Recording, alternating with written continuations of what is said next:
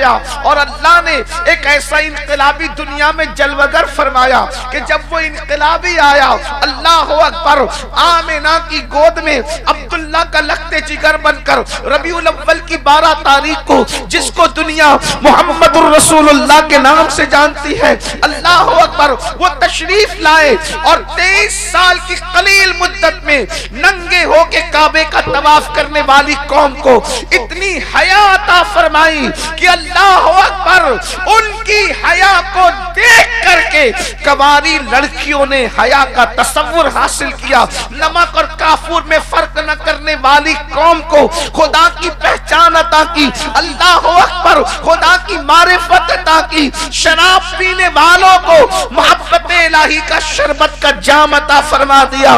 اللہ اکبر دنیا پکارنے پہ مجبور ہو گئی. جو نہ تھے خود راہ پر اوروں کے ہادی بن گئے. کیا نظر تھی جس نے مردوں کو مسیحا کر دیا.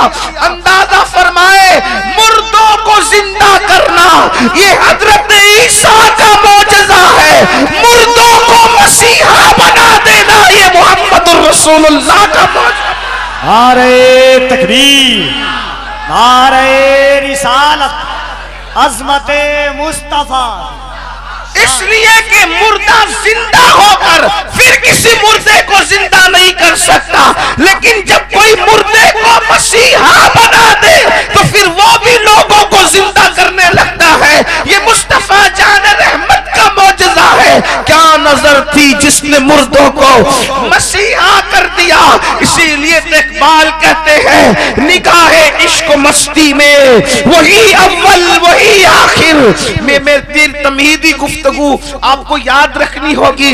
نگاہ عشق و مستی میں وہی اول وہی آخر، وہی قرآن وہی فرقان وہی یاسین وہی طہا. اللہ اکبر یہ اللہ کے رسول کا انقلاب تھا. کیا ہوا؟ ناپ تول میں کمی ختم ہو گئی. اللہ اکبر اونٹنی پر آقا اپنے غلام کو سوار کروا رہا ہے. یہ انقلاب ہے حضور کا. اللہ اکبر سے بچیوں کو زندہ دفن کرنے والے دوسروں کی یتیم بچیوں کی پرورش کرنے لگے ہیں. یہ انقلاب ہے اللہ کے رسول کا. یہ انقلاب ہے مصطفیٰ جان رحمت کا. شراب گندلیوں میں نالیوں میں بہا دی گئی ہے. اب کوئی شراب کو ہاتھ نہیں لگا رہا ہے. یہ انقلاب ہے مصطفیٰ جان رحمت کا. مگر یاد رکھیں کہتے ہیں نا کہ بہار جب آتی ہے تو اللہ اکبر خزاں لانے کی کوشش کی جاتی ہے. چمن جب سجتا ہے تو اجاڑنے کی کوشش کی جاتی ہے. خوشیوں کو نظر بد لگانے کی کوشش کی جاتی ہے. اللہ اکبر یہ حسین انقلاب تھا جو تاریخ کے انمٹ نقوش میں قیامت تک باقی رہے گا اور رہے گا انشاءاللہ. اس لیے کہ ابھی آپ نے جو ہے وہ عزیز سے حضرت سیدی کافی مراد آبادی کا شعر ان کا کلام سنا. کوئی گل باقی رہے گا نہ چمن رہ جائے گا پر رسول اللہ کا دین حسن رہ جائے گا. کوئی رہے نہ رہے مصطفیٰ جان رحمت کا دین باقی رہے گا. اور کیا رہے گا؟ اللہ اکبر کہتے ہیں صفنا وہ کہتے ہیں بڑے مزے میں فرماتے ہیں نام شاہان جہاں مٹ جائیں گے لیکن یہاں. نام شاہان جہاں مٹ جائیں گے لیکن یہاں حشر تک نام و نشان پنجتن رہ جائے گا. حشر تک نام و نشان پنجتن رہ جائے گا. یہ کلام کس نے لکھا ہے میری قوم کے جوانوں اور کب لکھا ہے؟ لکھا اس نے ہے جس نے ہندوستان کو آزاد کرنے کی ٹھانی تھی اور ملک کو آزاد کرانے کے لیے جسے پھانسی دی جا رہی تھی. کہا گیا تھا آخری خواہش کیا ہے؟ تو کہا آخری خواہش یہ ہے کہ نبی اور آل نبی کی شان میں قلم چلا دیا جائے. تو پتہ چلا کہ جنہوں نے ہندوستان کو آزاد کرایا ہے ان کے لہو میں عشق نبی اور عشق آل نبی موجود تھا. ان کے عقائد وہ تھے جس کی ترجمانی 14ویں صدی میں امام اہل سنت نے فرمائی ہے. اوروں کے حال تو جدا تھے. اللہ اکبر تو عرض یہ کر رہا تھا کہ جب وہ انقلاب آیا تو شیطان کو ایک نظر نہ بھایا. اور اس انقلاب کو ابھی اللہ اکبر 60 سال بھی نہ بیتے تھے کہ ایک پلید پیدا ہوا. ساری پلیدیوں کی جڑ، ساری گندگیوں کی جڑ. کچھ چیزیں ایسی ہوتی ہیں جو اصطلاح بن جاتی ہے. توجہ ہے آپ کی. اگر آپ کو مشکل نہیں ہو رہا تو آپ توجہ فرمائیں، اس لیے کہ عنوان مشکل دیتے ہو اور آپ مشکل سننا نہیں چاہتے تو یہ کوئی انصاف نہیں. آپ توجہ فرمائیں. مشکل مشکل اللہ اکبر. عنوان دے کر مشکل بات نہ سننا یہ کوئی انصاف نہیں. کچھ چیزیں اصطلاح بن جاتی ہے. جیسے فرعون، جب فرعون کہہ دیا گیا مطلب شرابی بھی، زانی بھی، پلید بھی، ظالم بھی، جابر بھی، یہ سب. نمرود اصطلاح ہے، فرعون اصطلاح. کسی فرعون کو بھی فرعون کہہ دو تو وہ ناراض ہوتا ہے نا. تو ایسے ہی ایک اصطلاح ہے جو ہجرت کے 60ویں سال کے بعد ظاہر ہوئی. ایک شخص تھا، اس کا نام یزید تھا. آوارگی، گندگی، پاپی پن، شراب، یعنی کہ جتنی چیزیں زمانے جاہلیت کی تھی ان سب کو پرموٹ کرنے کا منصوبہ. اور حکومت کے تخت پر خود ساختگی کے ساتھ بیٹھا. امام حسین رضی اللہ تعالیٰ کی شان یہ ہے کہ وہ اپنے دور کے اتنے بڑے مفکر، مدبر اور دور اندیش ہے کہ اور لوگوں کی نظر یزید کے کردار کے حوالے سے 3 سال کے بعد جہاں پہنچی دور تابعین میں، امام علی مقام نے اس کو بہت برسوں پہلے محسوس کر لیا تھا. آپ غور فرمائیں. اور امام حسین کے متعلق یہ جو بات کہی جاتی ہے کہ وہ حکومت کے لیے جا رہے تھے. ہم نے کہا نادان، جب غریب نواز کو حکومت نہیں چاہیے تو غریب نواز تو گدائے حسین ہے، غریب نواز تو شہزادہ حسین ہے. ارے اس سے بڑھ کر ماحول کی سازگاری کیا ہو سکتی تھی؟ اللہ اکبر. کہ غوری کو بلا کے کہتے کہ اس کو قتل کرو اور تم بادشاہ بنو، تو غریب نواز خود قتل نہیں کر سکتے تھے؟ بلایا کیوں؟ تو بتا رہے ہیں ہم بادشاہ بننے کے لالچی نہیں ہیں، ہم تو کنگ میکر ہیں، ہم تو بادشاہ بنانے والے ہیں، ہمیں بادشاہت سے کیا لینا دینا. آپ اندازہ کریں، غور فرمائیں. جسے خواجہ عثمان ہارونی کی نظر تیار کرے اس کی نظر میں دنیا اتنے ہیچ ہے، تو جس کو رسول اللہ نے تیار کیا ہو اور وہ بھی کس شان سے تیار کیا ہو، اللہ اکبر. صرف نگاہ ڈال دے تو لوگ بدل جاتے ہیں. لیکن میرے نبی نے جو امام حسین کو تیار کیا تھا، پہلے ہی دن جس دن امام کی ولادت ہوئی ہے اسی دن امام حسین کو اپنی گود میں لیا ہے. اور گود میں لے کر اللہ اکبر، ارے گھٹی دینے کا یہ انداز کہیں اور بھی دیکھا ہے؟ اس محبت کی جلوہ گری تو کوئی دیکھے؟ اللہ اکبر. گھٹی دینے والا جب گھٹی دیتا ہے، گھٹی کا مطلب بچے کو جو پہلی غذا دی جاتی ہے، کوئی کھجور چبا کے دیتا ہے، کوئی شہد لگا کر دیتا ہے. اللہ اکبر. لیکن دیتے کس طرح ہے؟ انگلی میں شہد لیا، لے کر کے منہ میں ڈال دیا، اللہ اکبر. کھجور چبایا، چبا کر منہ میں ڈال دیا. لیکن زمین کے اوپر یہ گھٹی کیسے دی جا رہی ہے اور کس شان سے دی جا رہی ہے؟ اللہ اکبر. اللہ کے رسول نے مخدومہ کائنات، سیدہ کائنات کے شہزادے کو، امام حسین کو اپنی گود میں لیا اور اپنی زبان کو امام حسین کی منہ میں داخل کر دیا. وہ زبان کیا ہے؟ میرے امام کہتے ہیں وہ زبان جس کو سب کن کی کنجی کہے اس کی نافذ حکومت پہ لاکھوں سلام. وہ دہن جس کی ہر بات تو وہی ہے خدا، چشمہ علم و حکمت پہ لاکھوں سلام. اللہ اکبر. وہ زبان رسالت رسول اللہ نے امام حسین کے منہ میں دی اور حسین پاک نانا کی زبان منہ میں لے کر ایسے چوسنے لگے جیسے کوئی بچہ ماں کا دودھ پیتا ہے. ماں کے دودھ سے پہلے جسے رسول اللہ کی زبان چوسنے کا شرف نصیب ہوا ہو. آخر لوگ دیکھ رہے ہیں حضور منہ میں زبان دے کر گھٹی دے رہے ہیں، لیکن آپ کو بتاؤں کیا ہو رہا ہے. حضور زبان سے اپنے سینے کے راز کو، علوم کو، معرفت کو امام حسین کے سینے میں منتقل فرمائے.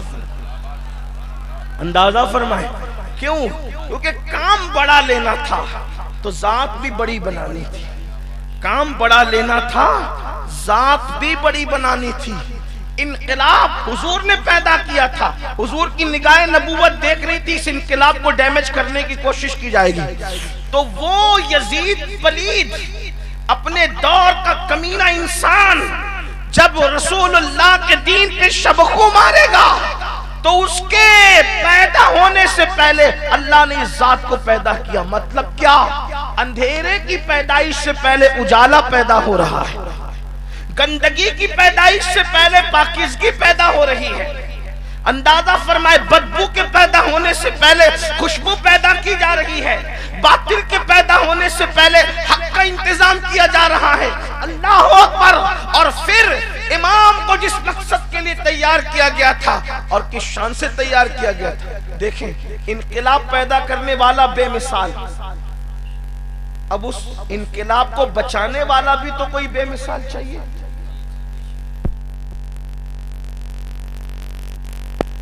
اسے پیدا کہاں کریں گے؟ توجہ فرمائیں، اسے پیدا کہاں کریں گے؟ بھئی کسی اور کے گھر میں پیدا ہو تو بے مثال تو نہیں ہو سکتا. اس لیے کہ بے مثال ہونے کے لیے پھر بے مثال ماں چاہیے، بے مثال باپ چاہیے، بے مثال خاندان چاہیے، بے مثال خون چاہیے، بے مثال دودھ چاہیے. یہی تو ہے نا. لیکن بھئی جب اگر کسی اور خاندان میں یہ شہزادہ پیدا ہوتا تو بے مثال کہاں ہوتا؟ کیونکہ نبی کی امی کی طرح کسی کی امی نہیں. تو انقلابی بے مثال ہے. نبی انقلاب، نبی یہ انقلاب کی امی آمنہ ہے. اب آمنہ کی طرح کوئی نہیں. تو انقلاب بچانے والے کی امی بھی آمنہ کی طرح ہونا چاہیے.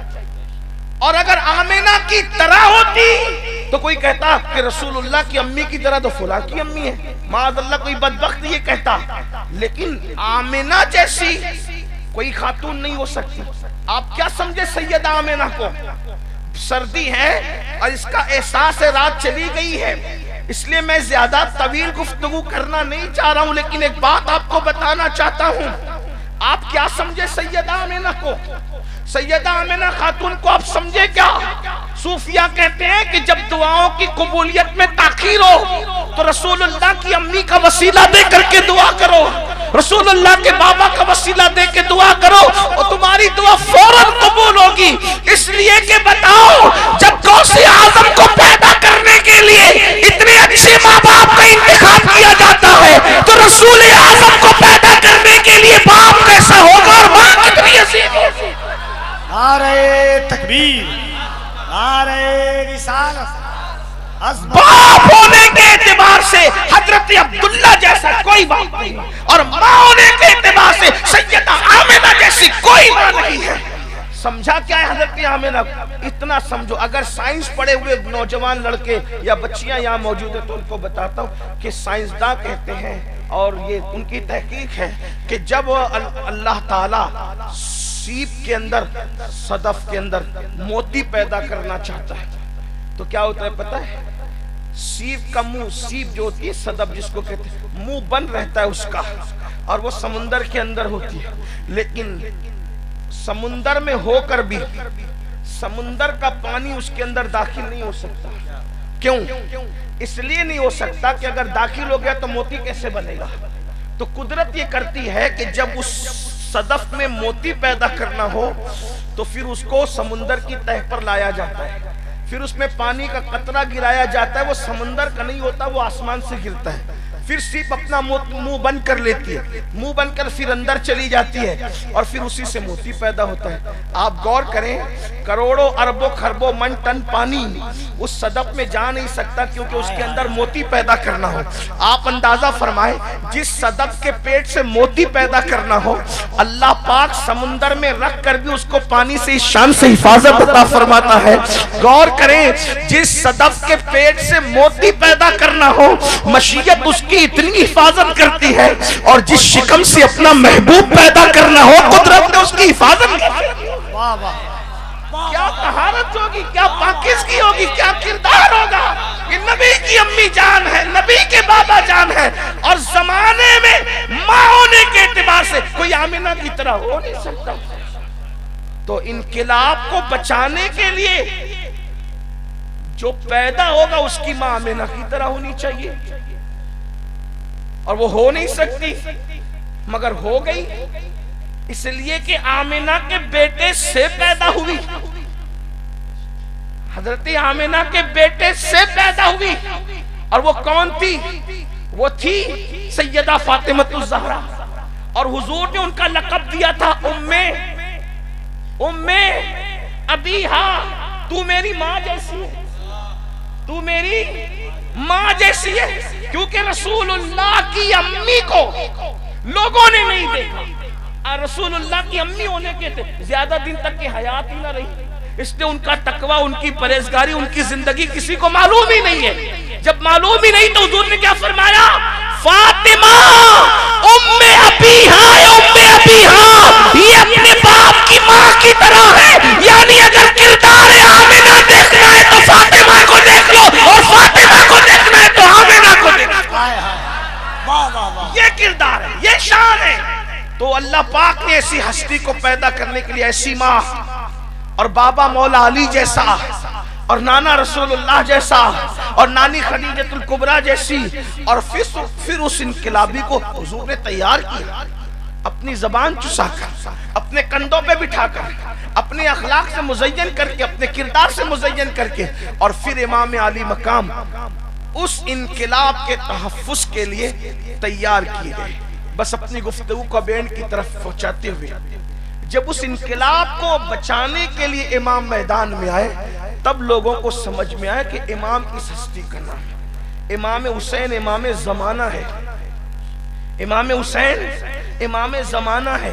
قرآن صفت بیان کرتا ہے زمانے کے عظیم ترین مومن کی، والعصر، زمانے محبوب کی قسم، ان الانسان لفی خسر، انسان گھاٹے میں ہے۔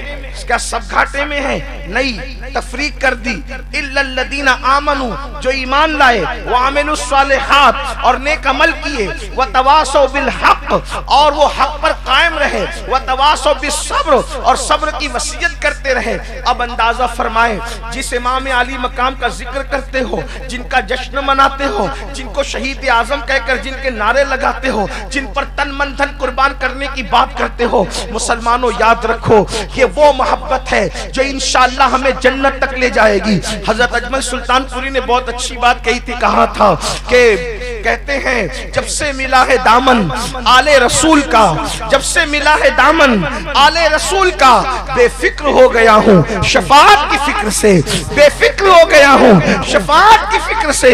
یاد رکھنا، جو آل رسول کی محبت دلوں میں ہے، اہل البیت کی محبت دلوں میں ہے، یہ تمہیں جنت تک لے جائے گی انشاءاللہ۔ لیکن اللہ اکبر، اللہ کے رسول نے تو یہاں تک فرمایا، احب اللہ من احب حسینا، جو میرے حسین سے محبت کرے گا وہ اللہ کا محبوب بن جائے گا، اللہ اس سے محبت کرے گا۔ اندازہ فرمائیں، یہ ایک مقام پر یہاں تک فرمایا کہ جو میرے حسین سے محبت کرے گا میں اس کی بھی شفاعت کروں گا، اس کے ماں باپ کی بھی شفاعت کروں گا۔ بڑی نعمت ہے، بڑی دولت ہے، لیکن اے حسینیوں، اے علی والو، اے پنجتنیوں، اے صحابہ اور خلفائے راشدین کو ماننے والو، وہ رسول اللہ کا انقلاب جب اس کو آگ لگانے کی اس پلید نے منظم طور پر کوشش کی تو اس وقت امام علی مقام چین سے نہیں بیٹھے، بے چین ہو گئے، بے قرار ہو گئے، مضطرب ہو گئے۔ مطلب کیا؟ گفتگو کا آخری حصہ دل کے کانوں سے سننا، اس لیے کہ پھر کہتا ہوں جلسوں کا مقصد یہی ہے جس کی طرف ہم جا رہے ہیں۔ مطلب کیا ہوا؟ اللہ اکبر، کلمہ پڑھنے کے بعد جب لوگوں کو دین سے دور کرنے کی کوشش کی جا رہی تھی، شراب کو، جوے کو پرموٹ کیا جا رہا تھا، بے نمازی پن کو پرموٹ کیا جا رہا تھا، دین سے لوگوں کو بدگمان کرنے کی کوشش کی جا رہی تھی، باطل کو حق میں شامل کرنے کی کوشش کی جا رہی تھی، اس وقت امام علی مقام نے کیا اسٹینڈ لیا؟ آپ نے کیا فیصلہ کیا؟ اللہ اکبر، میں مدینے کی راحتیں چھوڑ کر، مدینہ منورہ کی راحتیں چھوڑ کر کربلا کے تپتے ہوئے ریگزار پر جاؤں گا۔ اے میری قوم کے جوانوں، حسینیت حلوے کا نام نہیں، حسینیت اللہ اکبر راحتوں کا نام نہیں، حسینیت عیش پسندی کا نام نہیں، حسینیت صرف نعرے بازیوں کا نام نہیں، حسینیت صرف رسم و رواج کا نام نہیں، حسینیت صرف اپنے بلکہ حسینیت اپنے نفس پہ عمل کا نام نہیں۔ حسینیت کیا ہے؟ حسینیت یہ ہے نکل کر خانقاہوں سے ادا کر رسم شبیری۔ حسینیت یہ ہے اگر دین پر وقت آیا ہو تو اپنا خون لٹا کر کے اللہ کا دین بچایا جائے۔ حسینیت نام اس کا ہے۔ ایک طرف شریعت بچانا ہو اور ایک طرف بیٹا بچانا ہو تو ہم شبیہ پیمبر جیسا بیٹا داؤ پہ لگا کر خدا کی شریعت بچا لی جائے، یہ حسینیت ہے۔ یاد رکھنا، بڑی معذرت کے ساتھ جملے تلخ لگے تو معاف کر دینا۔ اللہ اکبر، حسینیت کو ناڑے کڑے اور شربت میں تولنے والوں، ابھی شربت اتنے قیمتی نہیں ہوئے ہیں کہ خون حسین کا بدلہ بن سکے، خون حسین کو اس کے بدلے میں تول سکو۔ واللہ پوری کائنات کو ایک پلڑے میں رکھ دو، سب کا خون، اور خون حسین کا قطرہ ایک پلڑے میں رکھ دو۔ اس لیے کسی کا خون خون حسین کے برابر نہیں ہو سکتا، کیونکہ خون حسین میں خون مصطفیٰ موجود۔ امام علی مقام اس انقلاب کو جو رسول اللہ نے پیدا کیا تھا، اس کو بچانے والے عظیم دانشور کا نام ہے۔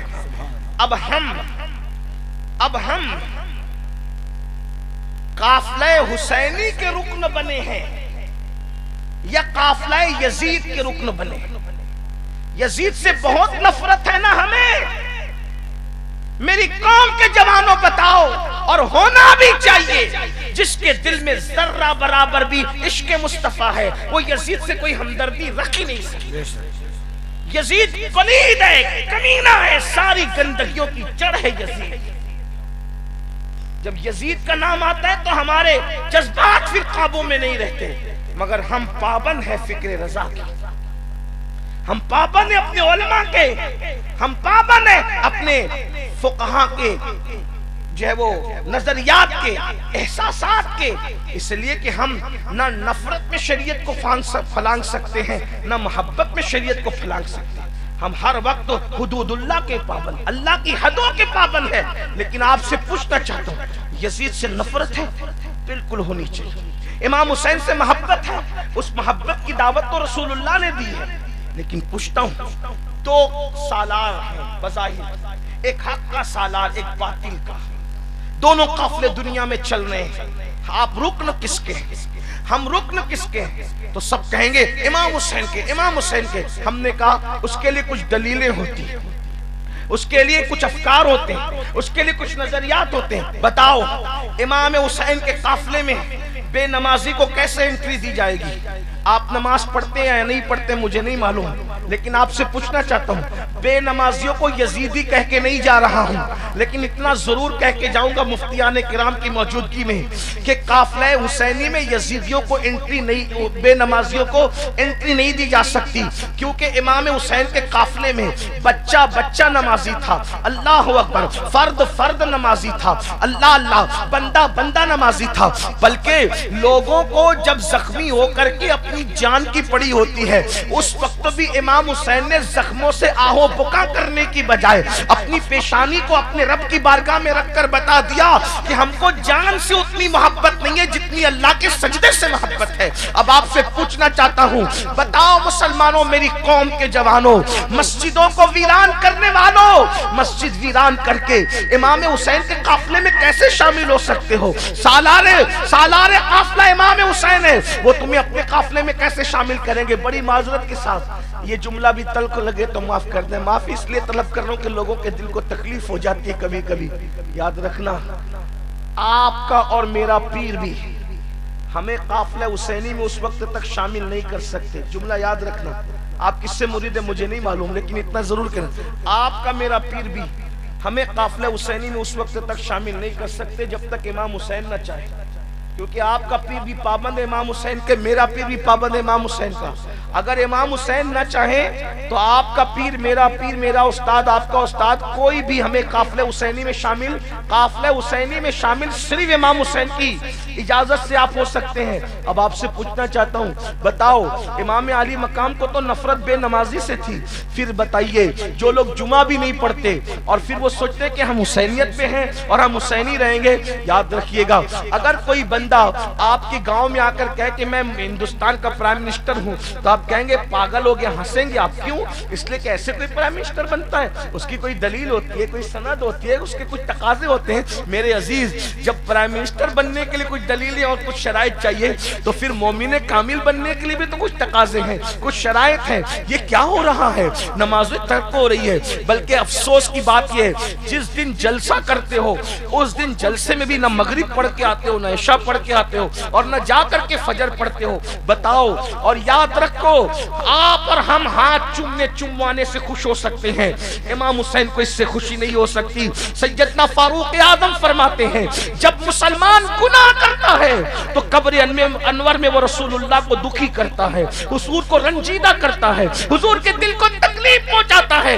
اب مجھے بتاؤ، نمازیں ترک کر کے امام حسین کے نانا کا دل دکھاؤ گے اور حسین پاک تمہیں دامن میں چھپائیں گے؟ یاد رکھنا، بہت بڑی بھول کر رہے ہو میری قوم کے جوانوں۔ آپ اور ہم مسجدوں کو ویران کرنے کے لیے نہیں ہیں، جوانی کی عبادت اللہ کو بہت پسند ہے۔ اللہ کے رسول صلی اللہ علیہ وسلم نے ارشاد فرمایا، جو جوان عبادت کرتے عبادت، اللہ نے ان جوانوں کو بوڑھوں پر ایسی فضیلت عطا کی ہے، آقا فرماتے ہیں جیسے نبیوں کو لوگوں پر، رسولوں کو لوگوں پر فضیلت حاصل ہے، ایسے عبادت کرنے والے جوانوں کو بوڑھوں پہ فضیلت حاصل ہے۔ جوانی کی عبادت اتنی قیمتی ہے، افسوس کیا ہو گیا، حسینی بننے کے لیے آپ ہاتھوں میں کڑے پہننا چاہتے ہیں۔ کڑوں کا کیا حکم ہے یہ مفتیان کرام بتائیں گے، لیکن میں تو ایک عام سا آدمی، آپ سے بھی میرا علمی تقابل کچھ نہیں، میں آپ سے بھی گرا پڑا آدمی، سنیت میں سب سے نچلے اور آخری درجے کا انسان ہے۔ اس امید پر گھوم رہا ہوں کہ خاتمہ بالخیر کی سعادت نصیب ہو جائے، بس اور کچھ نہیں۔ لیکن آپ سے پوچھنا چاہتا ہوں، بتاؤ، حسینیت اتنی سستی نہیں ہے، آسان نہیں ہے، مرنے کے بعد پچھتاؤ گے، تمہیں جو لوگ ورگلا رہے ہیں، دھوکہ دے رہے ہیں، افسوس ہے، سنی ہو کر کے ماتم کرو گے؟ زندوں کا بھی کوئی ماتم ہوتا ہے؟ بتاؤ، برا لگتا ہے علماء رہنمائی کرتے کہتے یہ دو کوڑی کا مولوی کیا جانے۔ اگر مولوی نہیں جانتا تو پھر کوئی کچھ نہیں جانتا۔ کوئی ڈاکٹر کی اتنی اوقات اور حیثیت نہیں ہے جو عالم ربانی کی ہے۔ ڈاکٹر کی عزت اور عظمت اپنی جگہ، مجھ کو حقیر نہیں کہہ رہے، ڈاکٹر انسان کی کتاب پڑھ کر ڈاکٹر بنا ہے، عالم اللہ کی کتاب پڑھ کر کے عالم بنا ہے۔ ساری کاغذ کی ڈگریاں قبروں کے باہر رہے گی اور ایمان کی ڈگری قبر کے اندر جائے گی۔ دنیا میں پہلی اور آخری مرتبہ آئے ہو میری قوم کے جوانوں، اپنی جوانی کو خدا کے لیے ضائع مت کرو۔ آپ جانتے ہیں جوانی میں گناہ سے بچنے کا انعام؟ اللہ کے رسول صلی اللہ علیہ وآلہ وسلم فرماتے ہیں جو جوان جوانی میں گناہ سے محفوظ رہتا ہے اللہ اس کو 70 صدیقوں کے برابر ثواب عطا فرماتا ہے۔ صدیق کا درجہ ولی سے بھی بڑا ہے، صدیق کا درجہ شہید سے بھی بڑا ہے۔ جو جوانی میں گناہ سے بچ جائے خدا اسے 70 صدیقوں کے برابر ثواب عطا فرماتا ہے۔ کیا سمجھ رہے ہو؟ لوگوں نے تمہیں اغوا کرنے کی کوشش کی، تمہاری فکر کو اغوا کرنے کی کوشش کی، کیونکہ لوگ جانتے ہیں جس قوم کا جوان بگڑ جائے اس قوم کو پھر کبھی عروج نصیب نہیں ہو سکتا، وہ قوم کبھی ترقی نہیں پا سکتی۔ اگر تمہیں قوم کا درد ہے، امت کا درد ہے، کبھی سوچو نا میرے بھائیوں، ذرا غور تو کرو، تم تاش کے پتے کھیلو گے، تم جوا کھیلو گے، تو بتاؤ اس امت کو ترقی کے راستے پہ کون لے کر کے جائے گا؟ نوجوان صرف اپنے باپ کا بیٹا نہیں ہے، پوری ملت کا سرمایہ ہے، پوری قوم کا سرمایہ ہے۔ اپنی زندگی کے مقصد کو پہچانو، امام حسین کو آئیڈیل بناؤ، امام علی مقام کو آئیڈیل بناؤ۔ یزید کے قافلے میں مت جاؤ، یزید کے قافلے پہ لعنت کر کے وہاں سے نکلو اور قافلہ حسینی کے رکن بنو۔ یاد رکھنا، آپ کو کوئی کچھ بھی بولے، اگر آپ کردار کے اعتبار سے حسینی ہے، امام حسین کی نظر کرم آپ پر ہے، میرے بھائیوں بتاؤ، جوانی چلی جائے گی، دیکھتے دیکھتے چلی جائے گی، جلدی جلدی چلی جائے گی۔ ہاں 16 سال سے جوانی شروع ہوتی ہے، 40-50 سال پہ جوانی ختم ہوتی ہے، اس کے بعد پھر گھٹنے دکھیں گے، پھر کمر دکھے گی، آنکھوں کی روشنی جائے گی۔ آج کہا جاتا ہے نماز پڑھو، تو کیا سوچتے ہو مولانا جب بوڑھے ہو جائیں گے تب پڑھیں گے؟ میرے عزیز، آج جب بوڑھے ہو جاؤ گے تو شاید درد پڑھنے نہ دے، شاید کرب پڑھنے نہ دے، شاید گھٹنوں کی تکلیف پڑھنے نہ دے۔ اللہ اکبر، بڑی معذرت کے ساتھ میرے بھائی نکل جاؤ، اس کھول سے نکلو، اپنی جوانی کا صحیح استعمال کرو۔ یہ جو جوا کھیل رہے ہو، آپ بتائیں کیا حسینی جوا کھیل سکتا ہے؟ اللہ کے رسول علیہ الصلوۃ والتسلیم کے غلاموں، حجت الاسلام امام غزالی رحمت اللہ علیہ نے لکھا، میں نے کئی جگہ بیان کیا، آپ بھی سن لیں، کہ جس نے جوا کھیلا، جوا، قیامت کے دن اس کے ہاتھ سور کے خون میں رنگے ہوئے ہوں گے، خنزیر کے سور کے خون میں رنگے ہوں گے۔ تمہیں سور کے نام سے نفرت آتی ہے؟ آنا بھی چاہیے۔ سور بد جانور ہے، گندا جانور ہے، غلاظت پہ پھرتا ہے۔ سور کے نام سے نفرت کرنے والوں، آج جوا کھیل رہے ہو، موبائل پر کیا کیا کر رہے ہو، سور کے خون میں ہاتھ رنگے ہوں گے۔ امام حسین سے مصافحہ کر سکو گے قیامت میں؟ اپنے نبی سے مصافحہ کر سکو گے قیامت میں؟ بتاؤ، پچھتاؤ گے، صرف پچھتاؤ گے۔ یہ جو آپ میٹھی نیند سو رہے ہو نا کہ ہم جنت میں جائیں گے اور ہم جنت میں جائیں گے، اللہ کرے تم سب جاؤ، تمہارے صدقے ہم بھی جائیں، لیکن جو قیامت کے دن جس کے ہاتھ جوئے کی وجہ سے سور کے خون میں رنگے ہو، جنت میں کیسے جاؤ؟ کوئی دیکھے نہ دیکھے، اللہ ارشاد فرماتا ہے ان اللہ کان علیکم رقیبا، اللہ تم پر کڑی نگرانی کر رہا ہے۔ ہم حسینی ہو کے نشہ کیسے کر سکتے؟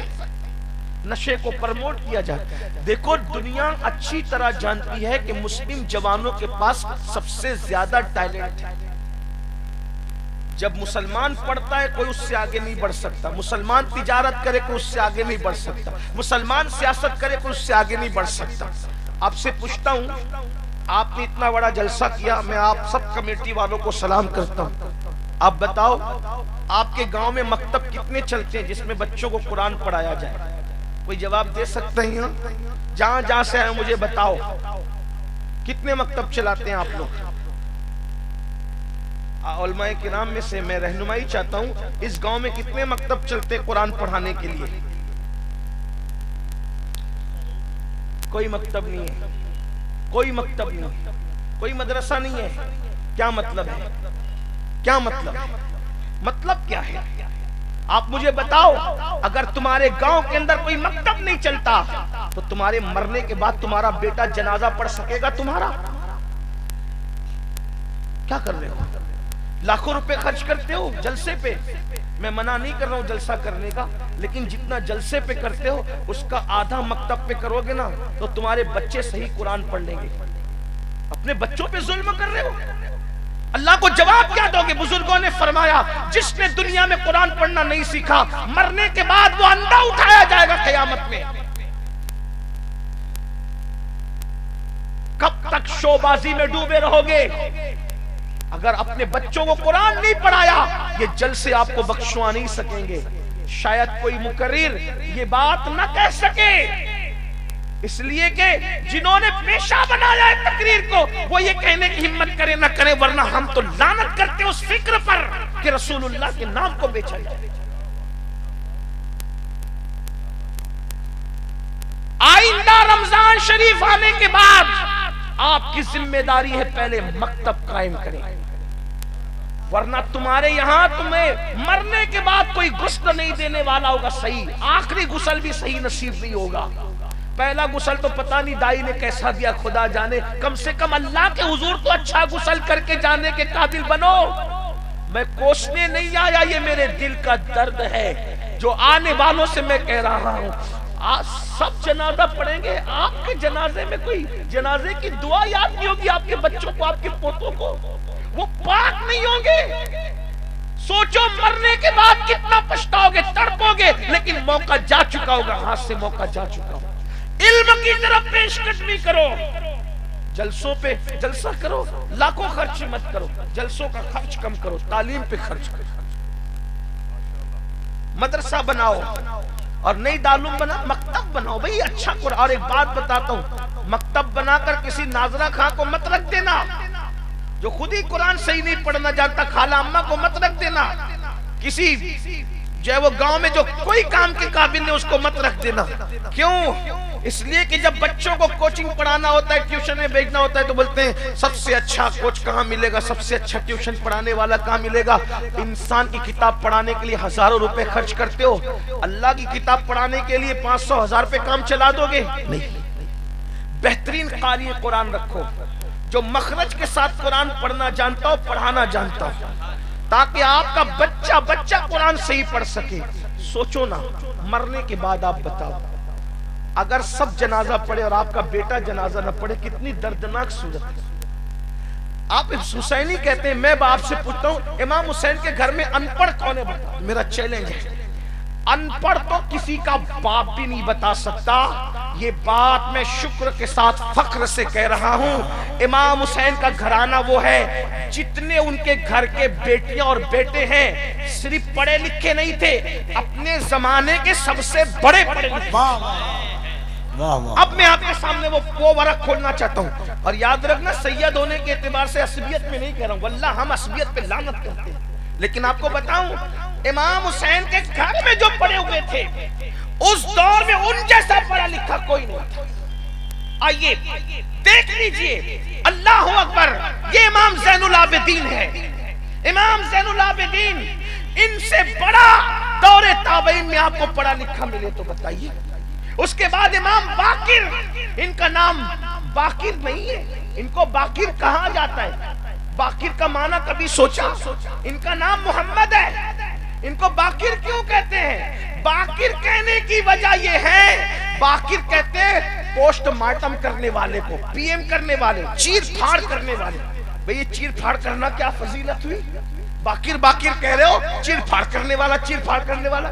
کبھی سوچا یہ چیر پھاڑ کرنے والا کیوں کہتے ہیں؟ جب امام محمد باقر کے سامنے کوئی مسئلہ پیش کیا جاتا تو اتنی باریکیوں سے اس کو سمجھا دیتے کہ لوگ کہتے ہیں انہوں نے تو مسئلے کا پوسٹ مارٹم کر دیا، اس کا جو ہے وہ چیر پھاڑ کر کے رکھ دیا، یعنی دائیں بائیں سغرا کبرا حد اوسط سب کے سب سمجھا کر کے رکھ دیا. اللہ اکبر، یہ باقر ہے باقر. اس کے بعد امام جعفر الصادق کو دیکھو، اللہ اللہ، کروڑوں حنفیوں کا امام، داتا علی حجویری کا امام، غریب نواز کا امام، محبوب الہی کا امام، جس کے پاس علم کی خیرات حاصل کرنے جاتا ہے امام اعظم ابو حنیفہ، وہ سیدنا امام جعفر الصادق کی ذات. سبحان اللہ، نعرہ تکبیر، ارے مرد تو مرد، مرد تو مرد ہے.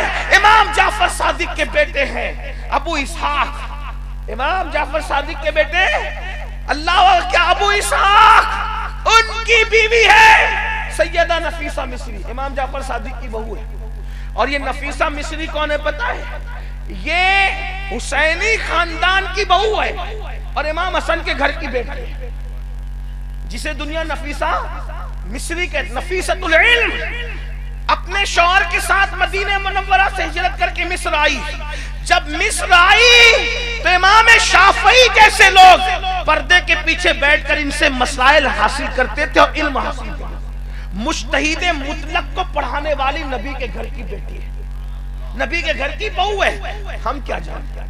انہوں نے علم پہ اتنی محنت کی۔ پھر اس کے بعد امام علی رضا کو دیکھیں، وہ امام اہل سنت نے فتاوی رضویہ شریف میں لکھا ہے لوگ بھاگتے پھرتے تھے حدیث سننے کے لیے امام علی رضا سے، اور وہ جو سند آتی ہے کہ اللہ نے جبریل سے کہا، جبریل علیہ السلام نے حضور سے کہا، حضور نے مولا علی سے کہا، مولا علی نے امام حسین سے کہا، امام حسین نے امام زین العابدین سے کہا، امام زین العابدین نے امام باقر سے کہا، امام باقر نے امام جعفر سے، امام جعفر نے امام موسیٰ کاظم سے، موسیٰ کاظم نے علی رضا سے۔ فرماتے ہیں اتنی سند پڑھ کر، اعلیٰ حضرت لکھ رہے ہیں، اتنی سند پڑھ کر کسی پاگل کے کان میں دم کر دو تو اللہ اس کو شفا عطا فرماتا ہے۔ اس کو امام احمد بن حنبل نے بھی لکھا ہے۔ کیا نبی امام علی رضا اتنے بڑے عالم، امام تقی، امام نقی، امام حسن عسکری، یہ سب عالم، اور آخری میں جو سید پیدا ہوگا جسے امام مہدی کہتے ہیں وہ بھی اتنے بڑے عالم ہوں گے کہ بڑے بڑے لوگ ان کی اقتداء میں نماز پڑھیں گے، حتیٰ کہ سیدنا عیسیٰ علیہ السلام بھی ان کی امامت پر مہر تصدیق ثبت کرنے کے لیے ان کے پیچھے کھڑے ہوں گے۔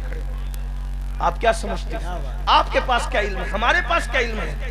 یاد رکھنا یہ جلسے وہ آواز ہے، یہ جلسے توجہ کرنا، برا مت مانا، یہ جلسہ ایک خواب ہے، خواب جیسے خواب دیکھتے ہیں اس کے بعد ختم ہو جاتا۔ بالکل جلسے بے معنی بھی نہیں ہے، میں نہیں کہہ رہا ہوں کہ بالکل بے معنی ہے، کوئی فائدہ نہیں، کچھ نہیں۔ اگر کوئی فائدہ نہیں ہوتا تو میں گھر چھوڑ کے یہاں آتا کیوں؟ فائدہ ہے۔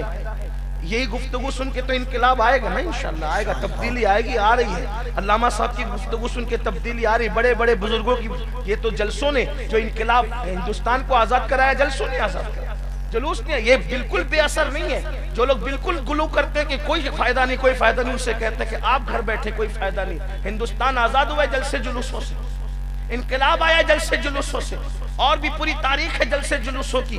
لیکن آپ کو یہ کہتا ہوں مؤثر بنانے کی کوشش کریں، بالکل اس کو گالیاں نہ دے لیکن اس کو مؤثر بنائے۔ تو امام مفتی احمد یار خان نعیمی نے بہت اچھی بات کہی تھی کفیل بھائی، کہا کہ اگر مسجد میں کتا گھس جائے تو مسجد توڑنے کی ضرورت نہیں ہے، کتے کو نکالنے کی ضرورت ہے۔ تو ایسے ہی اگر جلسوں کے اندر جو ہے وہ کوئی گندگی گھس گئی ہے تو جلسے بند کرنے کی ضرورت نہیں ہے، جلسوں سے گندگی نکالنے کی، یہ بات ہے نا۔ ہاں تو بالکل بھی جلسوں کو کوسنے کی کوشش نہ کریں، لیکن آپ سے یہ کہتا ہوں جلسہ ہے خواب کی طرح۔ خواب کا کیا مطلب ہو؟ خواب کا مطلب یہ کہ آپ نے خواب اچھا دیکھا تو آپ خوش ہوتے ہیں، خواب برا دیکھیں آپ تو آپ غمگین ہوتے ہیں۔ لیکن اچھا خواب ہو یا برا خواب ہو، خواب ہوتا بہرحال خواب ہے نا۔ جب آپ نے آنکھ بند کی خواب دیکھا، آنکھ کھلی، خواب ختم۔ لیکن اب اگر خواب سچا ہے تو اس کی تعبیر بھی اچھی ہوتی ہے۔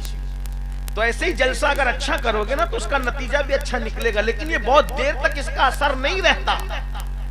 اگر اس کے پیچھے عمل کا جذبہ کار فرما نہ ہو تو یہ الفاظ ہوا میں تحلیل ہو کر کے ختم ہو جائیں گے، بہت دیر تک اس کے اثرات نہیں رہیں گے۔ تو میں اپنے جوانوں سے کہنا چاہتا ہوں، اگر قافلہ حسینی میں شمولیت چاہتے ہو، توبہ کرو گناہ سے، نمازی بنو، نشے سے توبہ کرو، اس لیے کہ نشے کرنے والوں کے لیے اللہ کے رسول علیہ الصلوۃ والتسلیم نے یہاں تک ارشاد فرمایا کہ وہ قیامت کے دن سور اور بندر کی شکل میں اٹھیں گے۔ سور اور بندر، توبہ کرو، بدلو، زندگی میں انقلاب پیدا کرو، عورتوں پر بد نظری نہ کرو، زنا کی طرف نہ جاؤ۔ اللہ اکبر، حدیث پاک میں آتا ہے کہ جس نے دنیا میں ایک بار بھی زنا کیا اور سچی توبہ کیے بغیر مر گیا، اللہ پاک نے حضرت موسیٰ سے کہا، اے موسیٰ، جو زنا کر کے مرے گا میں اس کو آگ کا، جہنم کی آگ کا بنا ہوا لباس پہناؤں گا، اور وہ لباس جہنم کی آگ کا اتنا وزنی ہوگا، اتنا وزنی ہوگا، اگر وہ کسی پہاڑ پہ رکھا جائے تو پہاڑ بھی ریزہ ریزہ ہو جائے۔ تھوڑا غور کیجئے، سوچئے، زانی کو اللہ جہنم کا وہ لباس پہنائے گا کہ پہاڑ بھی اس کے وزن کی وجہ سے ریزہ ریزہ ہو جائے گا۔ جہاں پہاڑ ریزہ ریزہ ہو جائے، ہمارا یہ نازک سا وجود جو سردی برداشت نہیں کر سکتا، یہ نازک سا وجود جو گرمی برداشت نہیں کر سکتا، اپنے آپ پہ رحم کر لو، بہت دن تک کے رنگریلیاں منانے کا موقع نہیں ملے گا، ایک دن روح کا رشتہ جسم سے ٹوٹ جائے گا۔ ہر مجرم مجرم کو میرا اللہ اس کے کیے کی سزا عطا کرتا ہے۔ اس کا ارشاد ہے ان بطش ربک لشدید، تیرے رب کی پکڑ بڑی سخت ہے۔ دیکھو یزید نے کتنا ننگا ناچ کیا، یزید نے کتنا ننگا ناچ کیا، اللہ اکبر، کعبے پہ پتھر برسوا دیے، مسجد نبوی میں گھوڑے بندھوا دیے، مسجد نبوی میں 3 دن تک نماز بند کروا دی، اپنی حکمرانی سے وہ دہشت گردی کی۔ لیکن جب یزید مرا تو کتنی عبرت کی موت مرا۔ مرنے کے بعد اس کا لاشا ڈھونڈا جاتا تھا۔ روایتیں مختلف ہیں لیکن میں عقد الفرید سے پڑھ رہا ہوں یہ روایت۔ عقد الفرید میں ہے یزید کے مرنے کے بعد کئی دن تک اس کی لاش ڈھونڈی گئی، نہیں ملی۔ جب ملی شکاریوں کو اور لکڑہاروں کو تو اس کی لاش میں کیڑے چل رہے تھے، کیڑے۔ اللہ کے دین کا جو مذاق اڑائے گا وہ عبرت بنے گا۔ اس لیے جوانی کا مس یوز مت کرو، جوانی کا غلط استعمال مت کرو۔ اللہ نے جوانی دی ہے عورتوں پہ پاپ کی نظر ڈالنے کے لیے نہیں دی ہے، اور نظروں کی حفاظت کے لیے دی ہے۔ جوانی دی ہے رات کے 3 بجے تک جگ کر کے موبائل پر گیم کھیلنے کے لیے نہیں دی ہے، بلکہ عبادت کرنے کے لیے دی ہے۔ درود شریف پڑھو، درود شریف کی عادت بناؤ، بدلو، زندگی میں انقلاب پیدا کرو، زندگی میں تبدیلی پیدا کرو۔ ارے حر یزید کے قافلے میں تھا، لیکن جب حر واپس آئے اور امام سے معافی طلب کی تو آج حر کتنی عزت کے ساتھ سو رہے۔ میرے امام نے حضور کو میرے امام نے حر کو کتنی عزت عطا کی، کتنا وقار عطا کیا کہ اب جب بھی کربلا کا ذکر ہوتا ہے تو شہیدوں میں ذکر حسین بعد میں ہوتا ہے، حر کا ذکر پہلے ہوتا ہے۔ امام نے کتنی عزت عطا کی۔ آؤ ہم بھی امام سے معافی طلب کریں اور یزیدیت کے خیمے سے نکلے۔ یہ جو کردار، آپ یزید کو نہیں مانتے مجھے پتا ہے، آپ یزید کو پسند نہیں کرتے مجھے پتا ہے، لیکن کردار کے اعتبار سے جو یزیدی کردار اختیار کر رکھا ہے، یہ جوا، یہ شراب، یہ سٹا، یہ عورتوں پہ بد نظری، زنا، گانے سننا، میوزک سننا، ان سب سے توبہ کر لو۔ اور بس اینڈ پر آخری بات، توبہ کرو، مایوس مت ہونا۔ اللہ کا فرمان ہے کتنا بھی پاپی توبہ کرے، کتنا بھی پاپی، اللہ اس کو بخش دیتا ہے، اس کو معاف کر دیتا ہے۔ میرے بھائیوں، کیسوں نے توبہ کی، اللہ پاک نے اس کو معاف کیا، بس توبہ سچی ہو۔ حدیث پاک میں آتا ہے کہ ایک شخص پوری زندگی گناہوں میں گزار دی، پوری زندگی، اور اس کے بعد جب اس کی موت کا وقت آیا تو اپنے بچوں سے کہنے لگا، میرے بچوں، میرے بیٹوں، تم نے میری ہر بات مانی، ایک کام کرنا، جب مجھے موت آئے تو میرا حکم ماننا کہ میرے گلے میں رسی ڈالنا اور میرے منہ کو ادھر ادھر پھرانا اور زمین پہ رگڑنا، اور بعد میں مجھے جلا دینا، اور جلا کر میری راکھ کو پانی میں بہا دینا، ہوا میں اڑا دینا، تاکہ میں اللہ کی بارگاہ میں جواب اور حساب دینے سے بچ جاؤں۔ اس نے اپنے حساب سے سوچا، حالانکہ ایسا نہیں ہے، کوئی پانی میں بہ جائے راکھ، اللہ پھر بھی اس کو زندہ کرے گا۔ کسی کو شیر کھا لے اللہ اس کو پھر بھی زندہ کرے گا۔ کسی کو کیڑے کھا لے اللہ ان کے پیٹ سے نکال کے اللہ اس کو زندہ کرے گا۔ اللہ کے لیے کیا مشکل ہے؟ جس نے پہلی مرتبہ پیدا کرنا جس کے لیے کوئی مشکل نہیں تھا، دوسری بار پیدا کرنا اس کو کیا مشکل ہے؟ جو کن کہہ کر آسمان بناتا ہے، کن کہہ کر زمین بناتا ہے، کن کہہ کر سورج چاند سب بناتا ہے، اس کو کیا مشکل ہے؟ اس نے تو اپنے انداز میں ساری راکھ اڑوا دی، بہا دی، سب کچھ بکھیر دیا۔ اللہ نے ہوا کو حکم دیا، جمع کر اس کی راکھ جمع کی گئی۔ اللہ نے اس کو پیدا کیا اور پوچھا، بندے بتا تو نے ایسا کیوں کیا؟ ایسا کرنے کی وجہ کیا تھی؟ اس بندے نے کہا، مولا صرف تیرے خوف سے کیا کہ میں تیری بارگاہ میں جواب دینے کی ہمت نہیں رکھتا تھا، حوصلہ نہیں رکھتا تھا مولا، بس اس لیے میں نے ایسا کیا، تجھ سے ڈر کے کیا۔ اللہ کو یہ ادا اتنی پسند آئی، میرے اللہ نے فرمایا تو مجھ سے ڈرا جا، میں نے تجھے بخش دیا۔ اس کی بخشش ہو گئی۔